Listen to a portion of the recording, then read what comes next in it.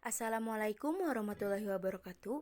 Kami dari kelompok 8 akan memaparkan hasil analisis dari sebuah jurnal mengenai iklim organisasi. Sebelumnya, saya akan memperkenalkan anggota kelompok 8 terlebih dahulu.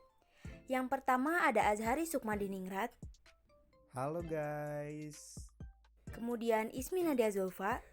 Halo guys. Kemudian ada Nur Apriani. Halo guys. Kemudian ada Dena Zanuba. Hai guys. Dan yang terakhir ada Mega Juliana. Halo guys. Selanjutnya langsung saja kita ke materi pembahasannya. Assalamualaikum warahmatullahi wabarakatuh. Perkenalkan, nama saya Zari Sukmadiningrat. Di sini saya akan membahas mengenai permasalahan apa sih yang kelompok kami bawa kali ini. Jadi kelompok kami akan membahas mengenai iklim organisasi dari jurnal yang berjudul The Organizational Climate and Organizational Justice in Change Job Performance Through Job Satisfaction, a Study of Indonesian Employees. Jadi jurnal ini kurang lebih membahas mengenai apakah iklim organisasi dan juga keadilan yang ada dalam suatu organisasi akan mempengaruhi kinerja karyawannya dan melalui kepuasan kerja karyawan tersebut. Namun sebelum itu, memangnya apa sih urgensi dari melakukan penelitian mengenai iklim organisasi?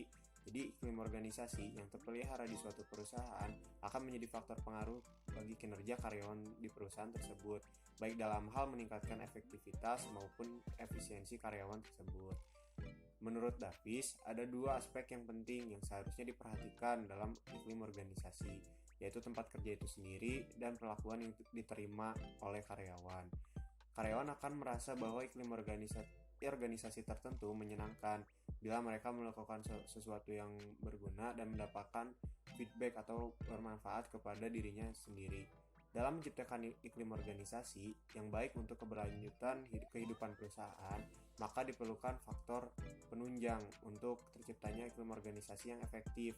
Faktor-faktor tersebut meliputi faktor internal, yaitu faktor perilaku kepuasan antar kerja karyawan, dan faktor eksternal, yaitu keadilan organisasi.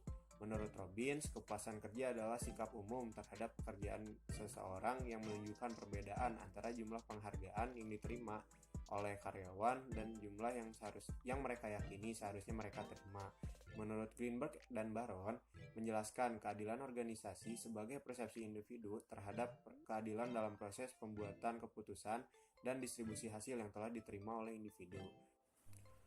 Penelitian ini bertujuan untuk menguji secara empiris peran kepuasan kerja dan keadilan organisasi terhadap pengaruh iklim organisasi dan kinerja koordinator daerah Badan Pusat Statistik Yogyakarta.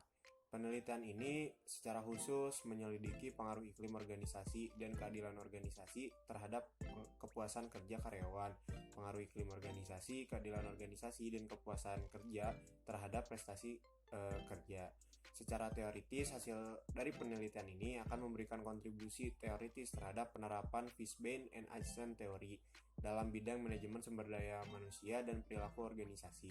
Secara praktis, wawasan yang diperoleh dalam penelitian ini dapat membantu Badan Pusat Statistik Yogyakarta dalam melakukan reformasi organisasi sejalan dengan reformasi birokrasi yang sedang berlangsung di Indonesia. Sekian presentasi yang dapat saya paparkan. Untuk selanjutnya akan dipresentasikan oleh rekan saya. Baiklah, saya Ismi Nadia Zulfa. Di sini saya akan memaparkan definisi dari berbagai variabel yang ada di dalam jurnal tersebut. Yang pertama adalah iklim organisasi. Menurut Ekval, iklim organisasi adalah didefinisikan sebagai perwujudan budaya yang menggabungkan perasaan, sikap, perilaku yang membentuk kehidupan organisasi dan fakta organisasi dengan konsep yang objektif. Kemudian yang kedua adalah keadilan organisasi. Adalah konsep teoritis tentang perilaku organisasi terhadap karyawan. Kemudian yang ketiga ada kepuasan kerja. Menurut Takor dan Joshi, kepuasan kerja merupakan persyaratan dasar kehadiran individu dan bekerja dengan organisasi karena memainkan peran penting dalam meningkatkan produktivitas. Kemudian ada juga teori of reason action yang dikembangkan oleh Fishbane dan Ashton dan diturunkan dari penelitian sebelumnya yang bermula dari teori sikap. Nah, teori tersebut bertujuan untuk menjelaskan hubungan antara sikap dan perilaku dalam tindakan manusia. Nah, TRA ini juga digunakan untuk memprediksi bagaimana sih individu akan berperilaku berdasarkan sikap dan perilaku yang sudah ada sebelumnya. Nah, keputusan untuk terlibat dalam suatu perilaku juga didasarkan pada hasil yang diharapkan individu sebagai hasil dari perilaku tersebut. Lalu selanjutnya di sini ada indikator variabel yang digunakan. Yang pertama adanya variabel independen atau biasa disebut dengan variabel terikat. Dalam jurnal ini terdapat prestasi kerja atau kinerja perusahaan dengan diukur adanya 5 indikator. Yang pertama kualitas kerja, kuantitas pekerjaan, ketepatan waktu, efektivitas, dan inisiatif sendiri. Dan itu dikemukakan oleh Grote dan Grote pada tahun 1996. Yang kedua ada variabel independen. Di sini ada iklim organisasi diukur dengan 4 indikator. Yang pertama adanya struktur, tanggung jawab, dukungan, dan komitmen yang dikemukakan oleh Ekval pada tahun 1996. Dan di sini selain adanya iklim organisasi, ada juga keadilan organisasi yang diukur dengan adanya 2 indikator. Yang pertama keadilan distributif dan yang kedua keadilan prosedural. Itu pun dikemukakan oleh Cropanzano et al. Pada tahun 2001. Dan yang ketiga ada variabel intervening. Variabel intervening ini terdapat adanya kepuasan kerja diukur dengan 5 indikator. Yang pertama gaji bulanan, promosi yang dirasakan oleh karyawan, rekan kerja, dan pengawasan yang dirasakan oleh karyawan dan bekerja sendiri. Dan itu pun dikemukakan oleh Locke pada tahun 2009. Selanjutnya, di sini saya akan memaparkan keterkaitan antar variabel dalam jurnal tersebut. Kinerja pegawai merupakan hasil sinergi dari beberapa faktor, yaitu lingkungan internal organisasi dan faktor lingkungan eksternal dari pegawai itu sendiri. Nah, faktor internal adalah aspek perilaku kepuasan kerja antar karyawan serta faktor eksternal seperti iklim organisasi dan keadilan organisasi. Nah, semua faktor tersebut tuh mempengaruhi kinerja karyawan yang pada akhirnya akan mempengaruhi kinerja suatu organisasi. Lalu yang selanjutnya di sini ada grand theory. Grand theory di sini yang pertama ada grand theory iklim organisasi. Menurut Altman pada tahun 2000, untuk tetap kompetitif dan mempertahankan tenaga kerja yang kompeten, tim manajemen harus fokus pada iklim organisasi. Jika iklim yang ada dalam organisasi ini memberikan manfaat bagi karyawannya, maka kepuasan kerja pun akan lebih meningkat. Lalu yang kedua di sini ada grand theory keadilan. Keadilan di sini merupakan elemen yang sangat penting dari kepuasan kerja dan kinerja kerja. Di sini ada Nkrumah dan Attinga pada tahun 2013 menemukan bahwa keadilan distributif, keadilan prosedural, dan keadilan interaksional memprediksi kepuasan kerja tenaga kesehatan. Lalu yang ketiga di sini ada kepuasan kerja. Dikemukakan oleh sebuah studi oleh Hasemi dan Sadeki pada tahun 2016 mengkonfirmasi bahwa hubungan antara iklim organisasi dan kepuasan kerja. Dan yang terakhir di sini ada grand teori dari kinerja. Menurut Gibson pada tahun 1998 mengemukakan bahwa organisasi dapat mencapai kinerja yang efektif dan efisien jika karyawan tetap berada dalam lingkungan kepuasan kerja. Selanjutnya, saya akan memaparkan hipotesis yang ada dalam makalah ini. Pertama, iklim organisasi berpengaruh positif terhadap kepuasan kerja. Kedua, keadilan organisasi berpengaruh positif terhadap kepuasan kerja. Ketiga, iklim organisasi berpengaruh positif terhadap prestasi kerja. Keempat, keadilan organisasi berpengaruh positif terhadap prestasi kerja. Kelima, kepuasan kerja berpengaruh positif terhadap prestasi kerja. Keenam, iklim organisasi berpengaruh positif terhadap prestasi kerja melalui kepuasan kerja. Ketujuh, keadilan organisasi berpengaruh positif terhadap prestasi kerja melalui kepuasan kerja. Selanjutnya adalah metodologi penelitian.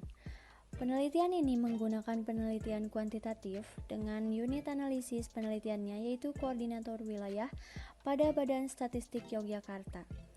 Adapun indikator dari setiap variabel seperti yang sudah dijelaskan sebelumnya, semua variabel diukur dengan kuesioner menggunakan 1-5 skala Likert.